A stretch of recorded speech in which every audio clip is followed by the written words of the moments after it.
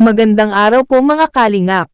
Sa mundo ng social media, marami na tayong nasaksihang mga kwento ng tagumpay, pag-asa, at pagbabago ng buhay.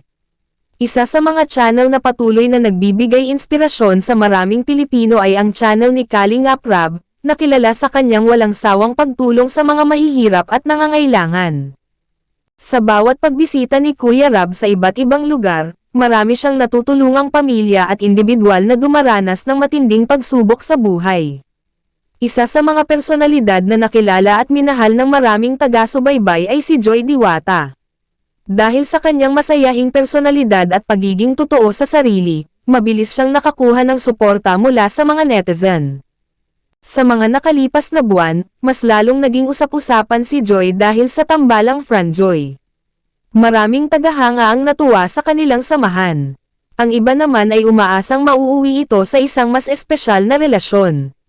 Dahil dito, halos bawat galaw ng dalawa ay sinusubaybayan ng kanilang mga tagahanga. Ngunit kamakailan lamang ay may isang pangyayaring ikinagulat ng marami. Ayon sa mga nakarinig sa naging usapan, nagkaroon umano ng pagkakataon si Joy na makapagbahagi ng isang bagay kay Kuya Rab na matagal na niyang kinikimkim.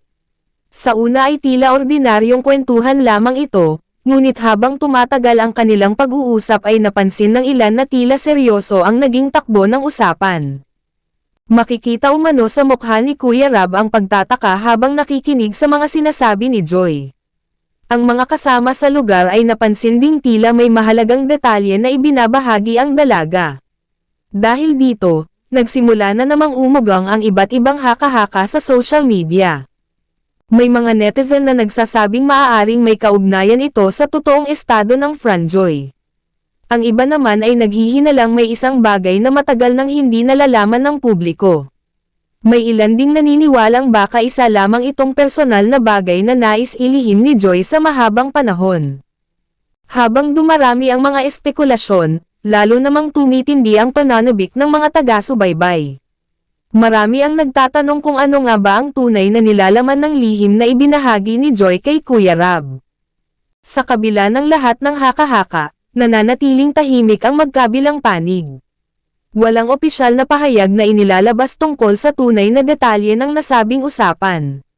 Dahil dito, mas lalong naging mausisa ang mga netizen na gustong malaman ang buong katotohanan. Samantala, marami pa rin ang nagpapaalala na mahalagang igalang ang pribadong buhay ng bawat isa.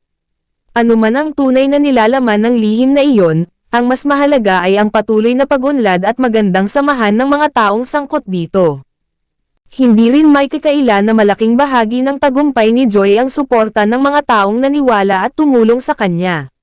Mula sa simpleng pamumuhay hanggang sa pagiging kilalang personalidad sa social media, marami na siyang pinagdaan ng pagsubok at pagbabago.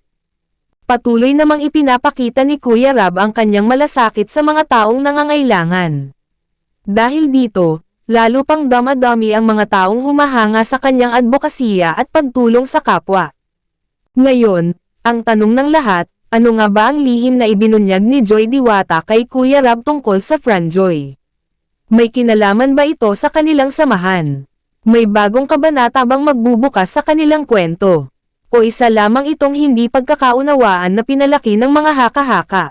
Sa ngayon ay wala pang kasiguruhan. Ngunit isang bagay ang tiyak, patuloy itong sinusubaybayan ng maraming netizen na naghihintay ng susunod na kabanata.